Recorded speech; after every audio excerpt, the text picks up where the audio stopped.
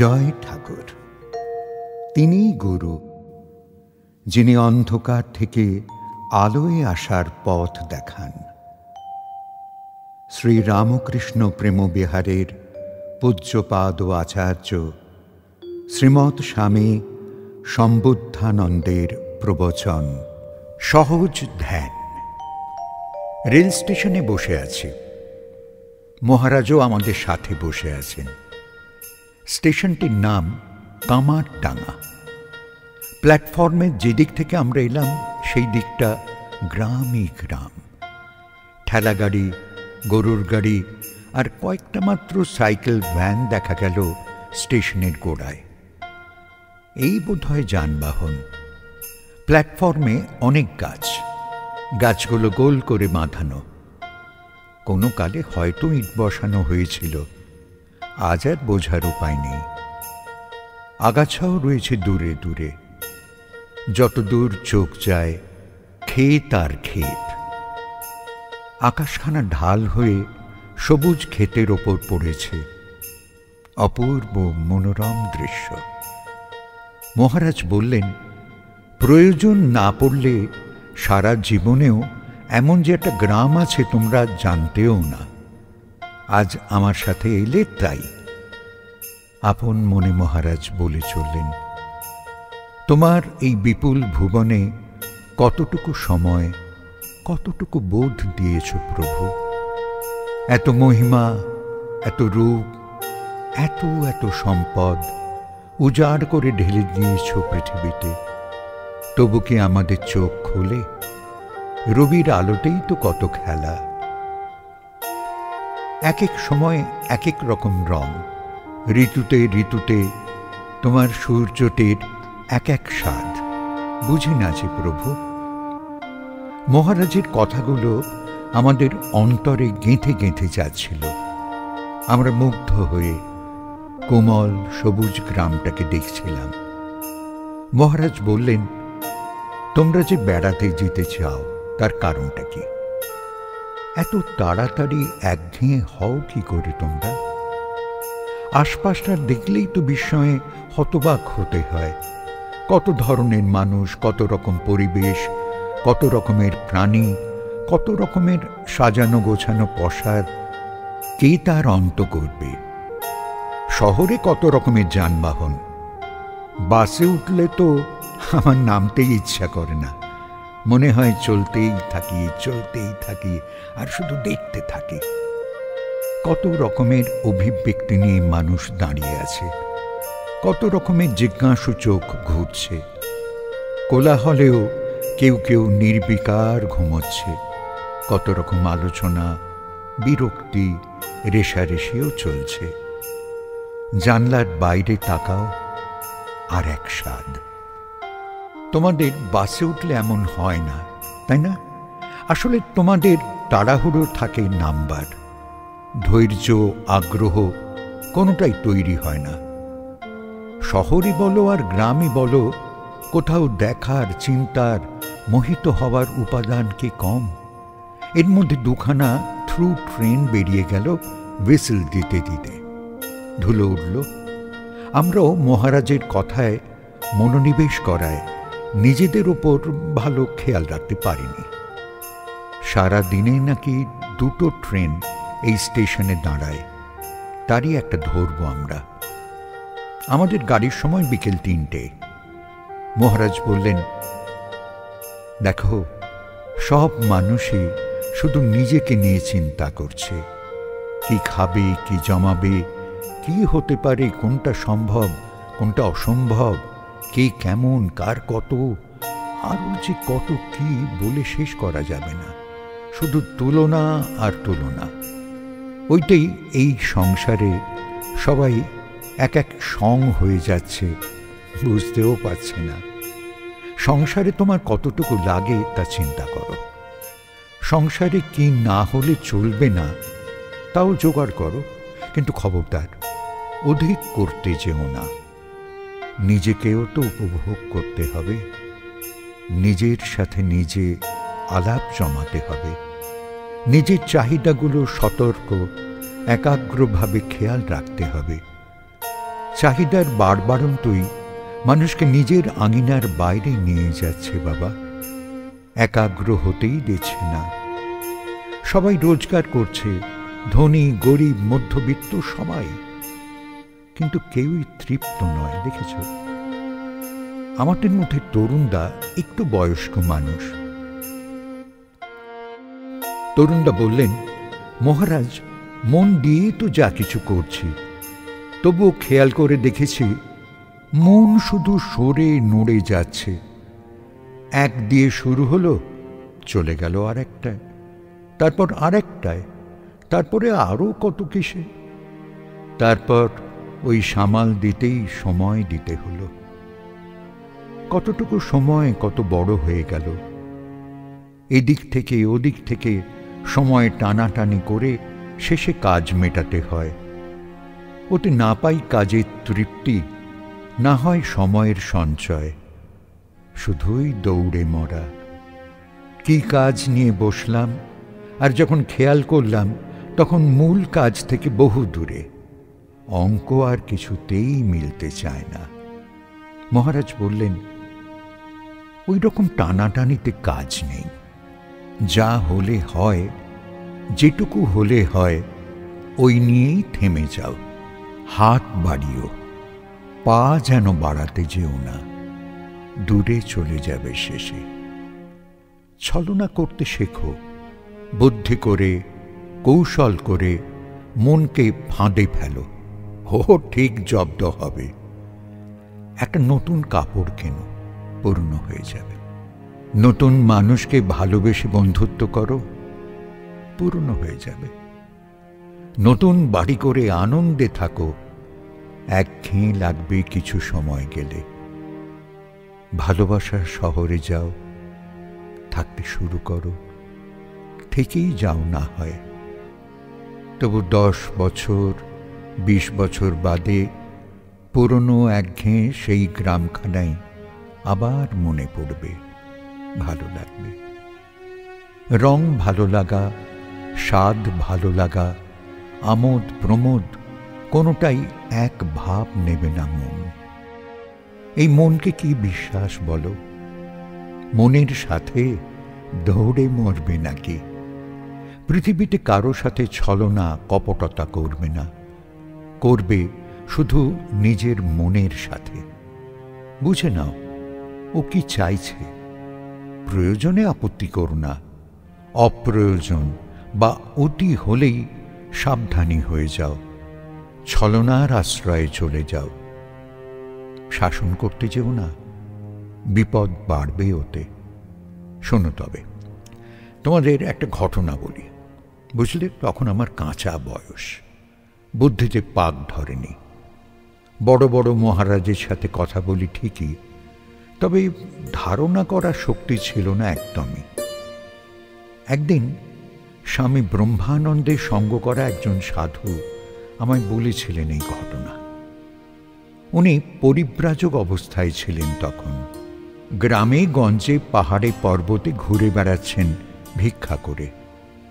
ওর জানা ছিল, মাথার ঠাঁই হলে পায়ের ঠাঁই নেই, পায়ের ঠাঁই মিললে মাথার ঠাঁই নেই। কোনো মহাজনের এই কথা ওকে আলোড়িত করেছিল। সেই মহাজনের কাছেই উনি শুনেছিলেন, বেটা, মন বাহার তো দৌড়তে রহো, মন ভিতর बैठा रहो। উনি বলেছিলেন, তখন উনি অসম্ভব চঞ্চল, প্রচণ্ড বহির্মুখী, তাই হেথা হোথা যাতায়াত আর তল্লাশি চালাতেন। কোথায় ভগবানের কি রূপ, কোথায় কি মহিমা, এই খুঁজে বেড়াতেন। উনি বলেছিলেন, যেন বিশ্বাসটাই তখন বড্ড আলগা, নড়বড়ে। কোথাও কোনো মহাপুরুষ, সাধু বা ফকির শুনলেই দৌড়ই।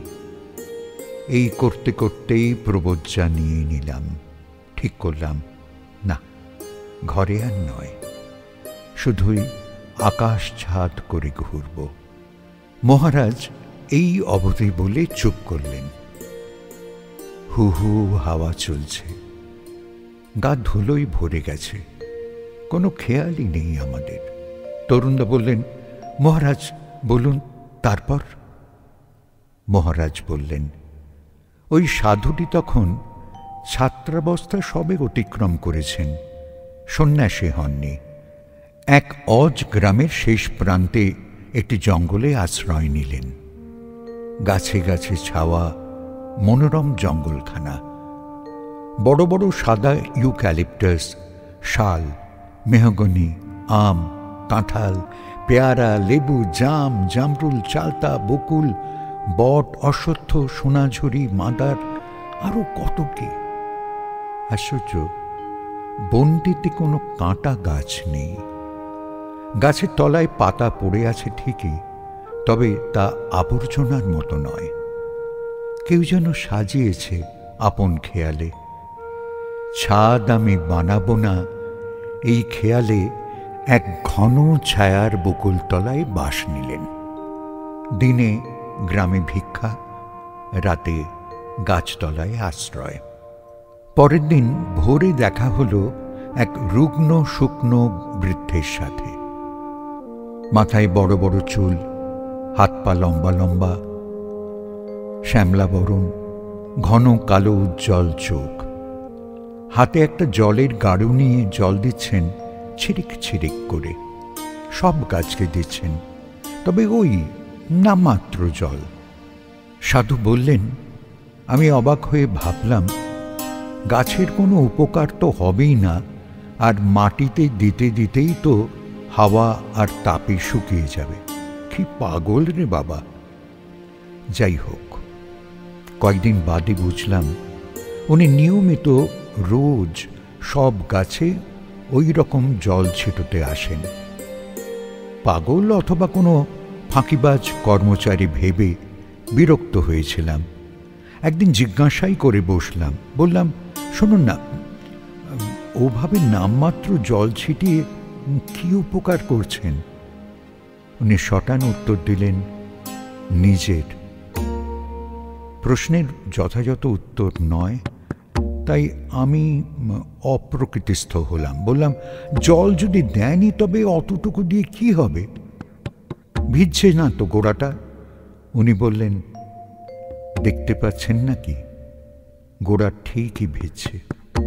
আমি বললাম, গাছই ভিজছে না, তার আবার গোড়া? কাণ্ডের গায়ে ওই সামান্য জল দিয়ে গাছের কি উপকার করছেন তা আপনিই জানেন। দিন না, ভালো করে একটা গাছেই জল দিন না, সবাইকে দিতে হবে ভেবেই আপনার এই দশা।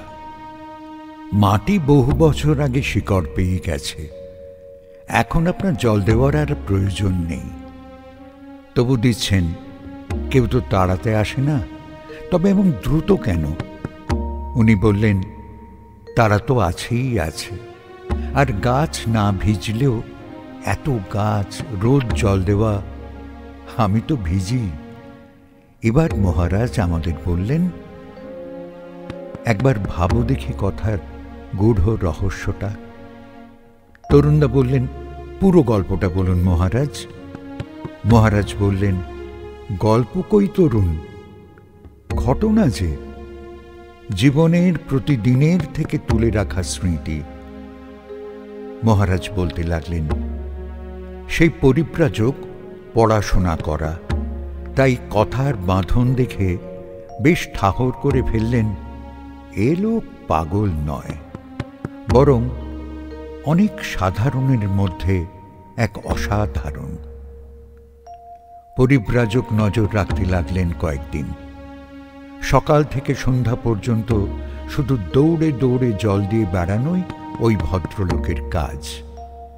একদিন ধরে বসলেন ওই মালিকে, কেন তিনি এমন করে জল দিয়ে বেড়ান?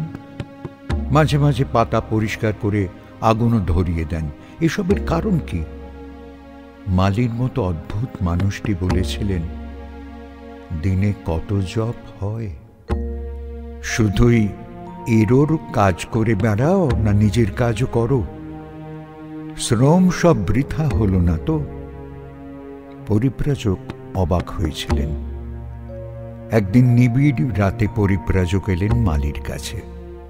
মালিকে জিজ্ঞাসা করলেন, আমার বড্ড সাধ, আপনাকে জানার। মালি অবাক হয়ে বললেন, বৃথা বৃথা, মানুষকে জানবে কেন? জানতে হয় তাঁকেই জানো। অন্যের চিন্তা করো কেন? তাঁকে চিন্তা করো। পরিব্রাজকটি বলেছিলেন, মন অস্থির, জঙ্গলেও ছুটে বেড়ায়, মাঠেও ছুটে বেড়ায়, শহরে নগরে সর্বত্র এক। মালি বললেন, জপ হয়? কত জপ করো? অল্প বয়সী মানুষটি বললেন, কই আর জপ হয়, সংখ্যা তো পরে। সারা দিনে কাজের মধ্যে থাকলেও জপ হয় না, কাজ ছেড়েও জপ হয় না, অথচ ভগবান দর্শনের ইচ্ছাটিও ছাড়তে পারি না। কি উপায় বলে দিন না? মালির মতন মানুষটি বললেন, তখন আমি খুব ছোট, অস্থির, অবিশ্বাসী, অথচ কোথায় যেন এক চোরা স্রোতের আভাস বিশ্বাসের। আমার গুরু বুঝতে পেরে বললেন, যাও বাগান করো, ছোট্ট ছোট্ট গাছের চারা কিনে ফেলো, তা 1000-10 চারা লাগাও, তারপর রোজ জল দিতে থাকো। পারো তো 2 বেলা দিও, যেদিন পারবে 2 বার দেবে, না পারলে 1 বার অন্তত দেবেই। আর প্রত্যেক গাছেই জল দেওয়ার মন্ত্রটা বলবে। এবার হাসলেন মালিটি, বললেন, বাবার জমি নেই, কোথায় 10,000 চারা লাগাবো? খুঁজে পেলাম এই গ্রাম। রক্ষক গ্রামটায় বলা নেই কওয়া নেই, ছেনি হাতুড়ি নিয়ে ঠুকে ঠুকে মাটিতে গর্ত করে ছোট্ট ছোট্ট চারাগুলো বসাতে লাগলাম। তারপর জল দেওয়া শুরু। অনেক গাছ মরছে, আবার লাগাচ্ছি। এই করে করে এই বিরাট বাগান। গুরুদেব বলেছিলেন, প্রত্যেক গাছে জল দিয়ে বীজ মন্ত্রটি করবি। অভ্যাস হয়ে গেল। গ্রামীণ মানুষেরা বাগানটাকে বড্ড ভালোবেসে ফেলেছে। ওদেরও শিখিয়ে দিয়েছি, বৃথা মুখ বন্ধ করে জল ঢালিস না, মন্ত্র করতে করতে জল দে। অনেক জপ হয়ে যাবে, সংখ্যাও হবে, আবার মনও এধার ওধার করতে পারবে না। মহারাজ বললেন, বুঝলে কিছু? ওই পরিব্রাজক পরে সন্ন্যাসী হয়েছিলেন। তিনি ওই বাগানে একইভাবে টানা 7 বছর জল ঢেলে জপ করতেন। রাত্রে নিভোর ঘুমোতেন। আবার ভোর 3টে থেকে শুরু হতো জল ঢেলে জপ করা। ওকে আমি দেখেছি, সঙ্গ করেছি। আজ তাঁরই শিষ্যের বাড়ি যাচ্ছি আমরা। বিকেল 3টে বেজে গেছে, ট্রেনও এলো। আমরা উঠে পড়লাম ট্রেনে। এরপর ঘণ্টাখানেক লাগলো। পরে স্টেশনে নেমে একটা গরুর গাড়িতে করে সেই ভক্তের বাড়ি এলাম। বড় ঘর, 100 বছরের পুরনো কোঠাবাড়ি, 30-35 ফুট লম্বা, 20 ফুট চওড়া, 40 ইঞ্চির মোটা দেওয়াল, কড়িকাঠের ছাদ, খড়খড়ি জানলা, 7-7.5 ফুটের দরজা। খুব একটা অন্যরকম লাগলো। ঘরে মানুষের উচ্চতায় দেওয়ালে নানান দেবতার ছবি, অবতাররাও আছেন। এখানে 2 দিন ছিলাম। সকালে সন্ধ্যায় সার সার ছবিতে বৃদ্ধ 3 সেকেন্ডের মতো দাঁড়াতেন ধূপকাঠি হাতে। সবাইকে দেখাতে দেখাতেই ঘণ্টার ওপর লেগে যেত। ফেরার দিন মহারাজ বললেন, তোমরা কিছু ধরতে পেরেছ? তরুণরা বললেন, কি সহজ, আমিও করেছি মহারাজ। মন বেটা জব্দ হয়ে গিয়েছিল। প্রত্যেক ছবিতে 3 সেকেন্ড মনস্থির করা মোটেও কঠিন নয়। আমরাও করেছিলাম ওর দেখা দেখে। মহারাজ বললেন, এবারের আশাটা সার্থক।